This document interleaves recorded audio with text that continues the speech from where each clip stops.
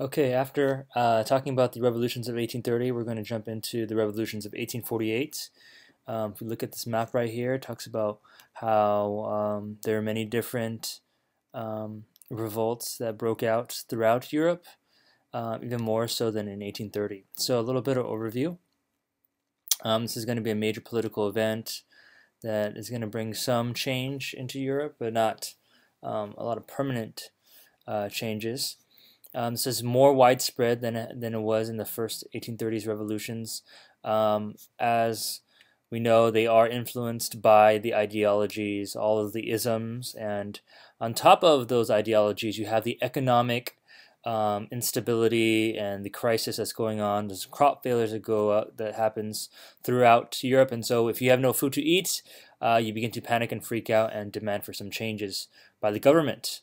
Okay, as far as Great Britain, they are not going to see this type of revolution happen because they have those liberal reforms, and they provide for their people the changes they want to see. Now, is it completely radical and wide open? No, but the liberal reforms that we have talked about in class with liberalism did open up to the point where it prevented a lot of serious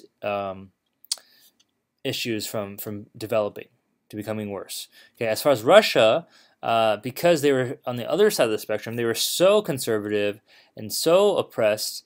This prevented a liberal revolution to really take place and grow. Based upon the Industrial Revolution that really developed the European society, their industry, the social classes, continental Europe was facing a lot of issues because of this, and Great Britain responded in that way. Russia, on the other hand, it has not hit them yet, and so they're not witnessing and experiencing these types of industrial revolution issues. Okay, neither liberals or conservatives really gained an upper hand in the end after the revolution of 1848, but it did stimulate the desire for unification, specifically for Prussia and Sardinia Piedmont, which is Germany and Italy. Okay, that was a little out of order, but that's okay. So some themes I've been thinking about, I've been noticing, is that in the revolutions of 1848, you have the working class that is more radical, and the reason being is because of their economic situation, and you see them team up with the bourgeoisie, who are more liberal, but they're not as extreme as a working class, and they are trying to see for some political reforms that they would demand, and some changes in terms of their political system. Okay, whether it's having a representative government or the right to vote, just some new political rights. Okay, another theme is that in a lot of these revolutions, we're going to see some early success, but eventually it will fail to bring lasting change. And unification, another theme, it will fail because the revolutionaries or the nationalities, the ethnicities, are not working together. They really diffuse and hinder each other's goals, and so you have like basically moderates and radicals not being able to really team up together to take down the conservatives. You have the middle class and working class not really take down the upper class, and the ethnic groups are just too diverse. Okay. Also, last theme is that throughout a lot of these revolutions, they're very spontaneous, they're not well planned, and that's going to hinder their success too. Okay, so the quote that we talked about by Metternich was, "When France sneezes, Europe catches a cold," and this is going to happen again in the revolutions of 1848. Okay, so France, being the ones to sneeze first, comes with the February Revolution. This is where the working class and the liberals of the middle class were very unhappy with the current king, Louis Philippe. And so he has a minister, I believe, Minister of Education, Francois Guizot, and he will support Louis Philippe in not in staying conservative and not being open to political reforms. Francois Guizot said, "You should enrich yourself," which means you should work harder. Okay, and voting only belonged to those who had owned property. So eventually, by February 1848, what's going to happen is Louis Philippe is going to be forced to abdicate the throne. He's overthrown, and you have the Second French Republic being established. First one was back with the Directory. Now we have the Second French Republic, and we'll get to our third one. So this was led by a few people. First one is Alphonse Lamartine. He would ally with the bourgeoisie, and he brought in some reforms, which we'll go over. And the second one, who's really important, is Louis Blanc, and he's a socialist. Okay, so socialism is one of our isms that we have kind of covered. We didn't go into detail, but very simply, he is supporting the working classes. Okay, so Louis Blanc supporting the working classes, and he's focusing on finding work for the unemployed. He believed that the government is responsible for this. So Louis Blanc says that they should set up national workshops, and this is going to provide work for those that could not find a job themselves. Okay, so some of these reforms that's going to be instituted in France through the Second Republic. You have the abolishment of slavery completely. You also have a shorter workday, maximum 10 hours in Paris, and you have the abolishment of the death penalty. Okay, a lot of these things are coming from Enlightenment ideas, and also most importantly, you're going to have universal male suffrage. All men are going to be able to vote. So, what are they voting for? Well, there is going to be an election in April, and they're going to have a new constituent assembly. So they're going to create a new constitution, but there's a problem between the liberal capitalists and the working class socialists. Okay, they do not agree with a lot of the decisions, and so the workers are going to try to bring a whole new republic for themselves because Louis Blanc was dropped from the Constituent Assembly. Okay, continuing after April and the election, you have the June Days Revolution. Okay, the June Days was caused because the government had closed these national workshops, which offered all those jobs for the working class. And so what we're seeing, this is a regression of reforms. And the reason why the government started closing is because not they want to make people unemployed, but because it costs too much for the government to run them. They're running into debt, so they don't want to do this. They cut them out of the state budget. So this is going to be kind of a mark on conflict between the social classes, because the bourgeoisie don't care for the national workshops, and it's costing them because they have to pay for taxes, and those taxes are what's fueling the national workshops, where the working class said, this is our jobs, we want it. And so this is where these Parisian workers are looking to fight and start violence by force to fight against the issues of poverty and the economic crisis. And they begin to set up barricades, as you can see here, and they begin to oppose the government forces. And what does the government do?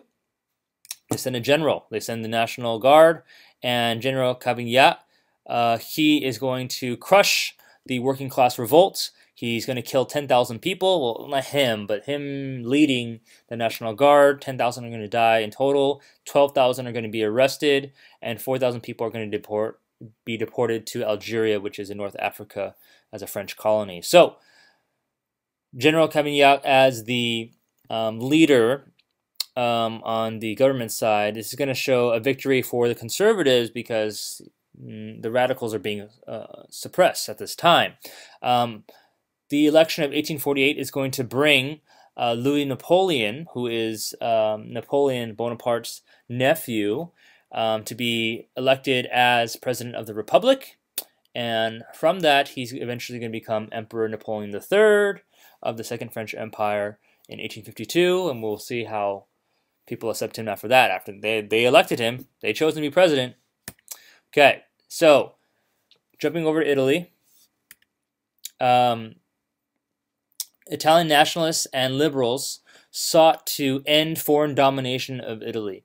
They desired to have unification, and so the first places you have Milan, Lombardy, and Venetia that are going to expel the Austrian rulers. So you can see in the northern part of Italy, that's where the Austrian Empire has controlled that territory.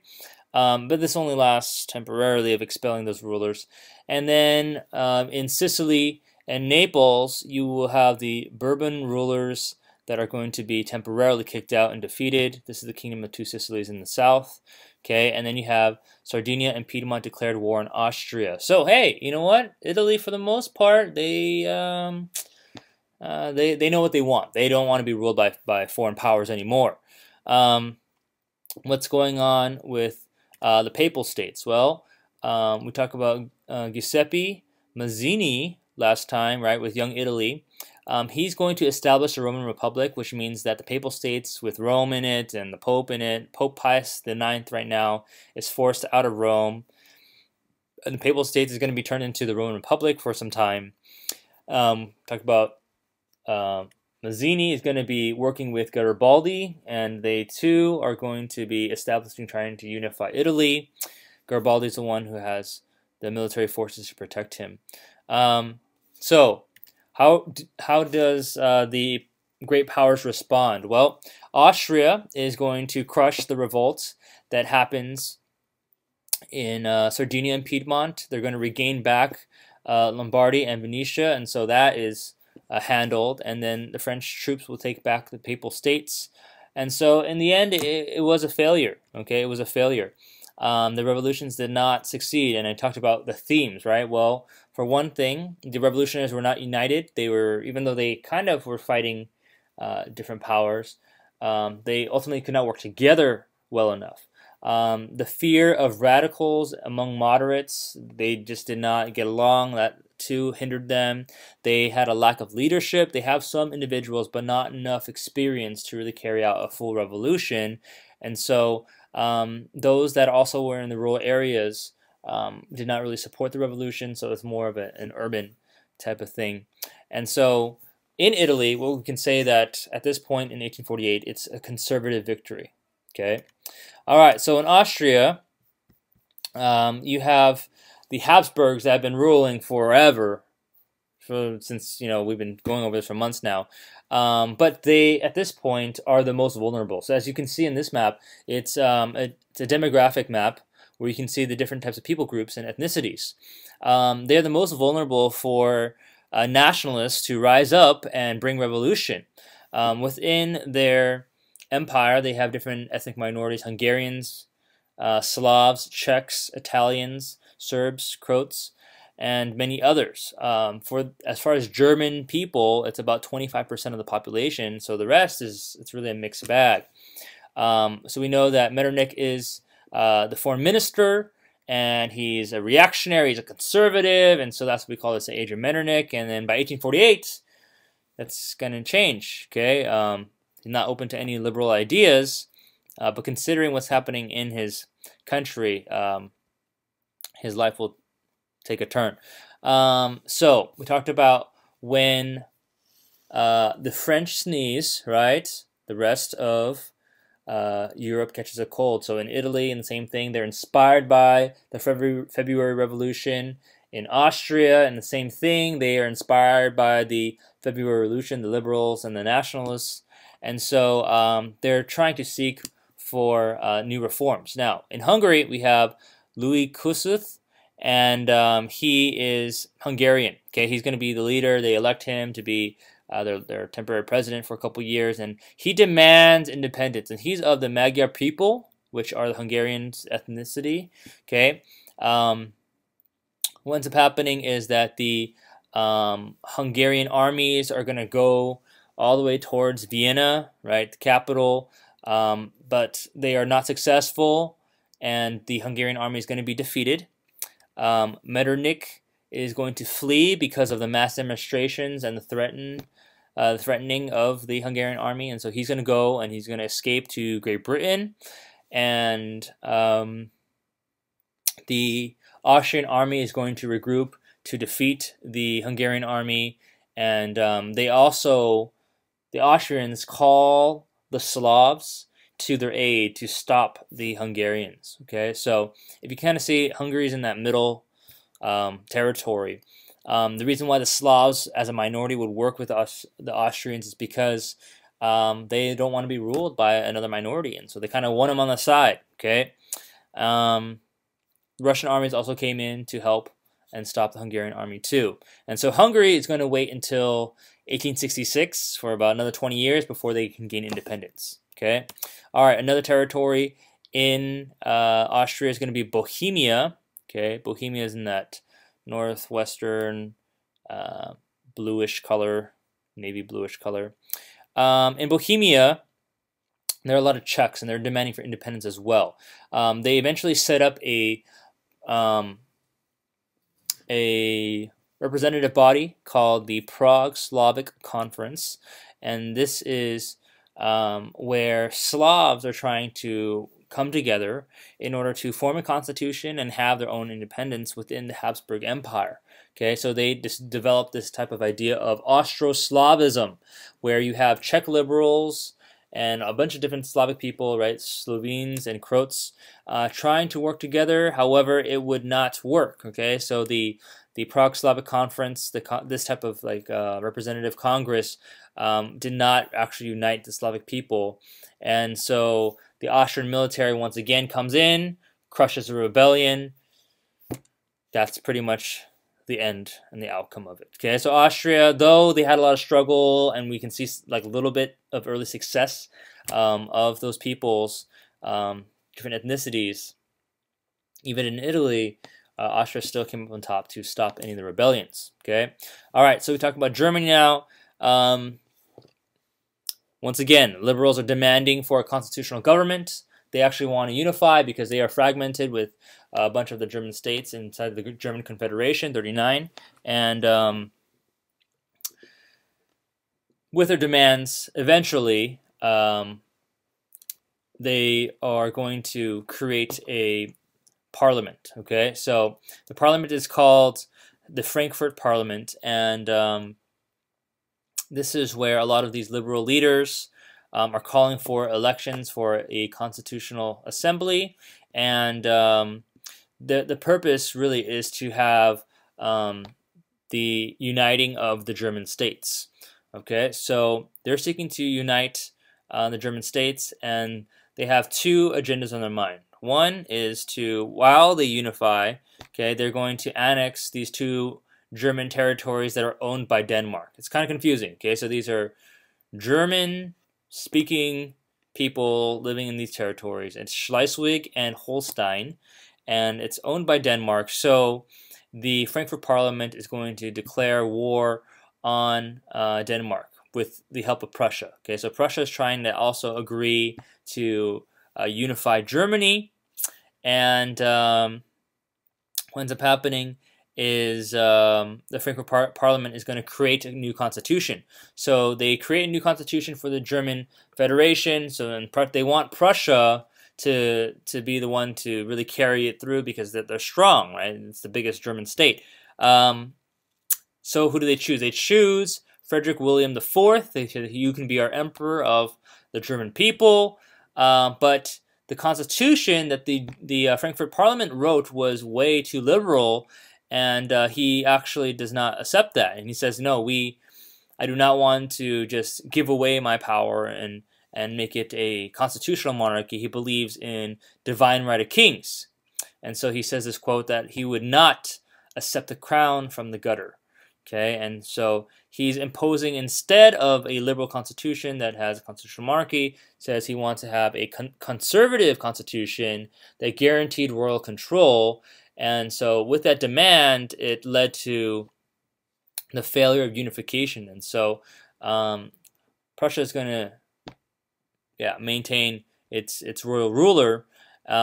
And because Prussia and Austria do not support unification, obviously it's not going to happen because, as you can see, right, Austria holds a lot of say in the German Confederation. Prussia holds a lot of say in the German Confederation. And this is going to bring the humiliation of Olmütz. Prussia eventually drops the plan to unify Germany. They thought it was going to happen at some time. They were working towards it, but they decided not to. King Frederick William IV decides not to and says, we don't want to have a liberal type of government, but something that is controlled by the Prussian authorities. Okay, and so Prussia is going to finally seek revenge in 1866 against Austria, because Austria becomes strong based upon Germany not unifying. Okay, so Prussia and Austria are going to go to war in 1866, which we'll get to. All right, so in the end, how can we look at the revolutions of 1848? Well, neither liberal nor nationalist revolutionaries were able to maintain dominance. They made some gains, right, on each side, right? Some nationalists, some liberals, they made some gains, but in the end, they were largely kept in check by the conservatives, and the conservatives were able, in the end, to always crush and stop the revolutions. Most of the revolutions were largely coming from cities, right? That's where the students are. That's where the working classes are. It's not going to be in the countryside, right? There's not really any universities there. No working class people. It's not an urban place. Okay, and so the middle classes feared that if radicalism really took over, the working class would be becoming too powerful and imposing their ways, and they didn't want that. And so the middle class and the working class could not work together, and the division amongst the nationalist ethnic groups did not actually unify. So the positive things that came out of this, okay, the positive things are that you have universal male suffrage that happens in France. You have the abolishment of serfdom and slavery, and also the death penalty. Okay, different places, different things, but a lot of things are moving forward in reforms. And also Prussia and Sardinia, though unsuccessful to unify, right, they have this passion to actually achieve unification in about 20 years. Okay, and so this is going to be the end of a lot of these liberal revolutions, the revolutions of 1848. And from this, they realized they need to plan out these types of revolts, okay, in order to see them successful. All right.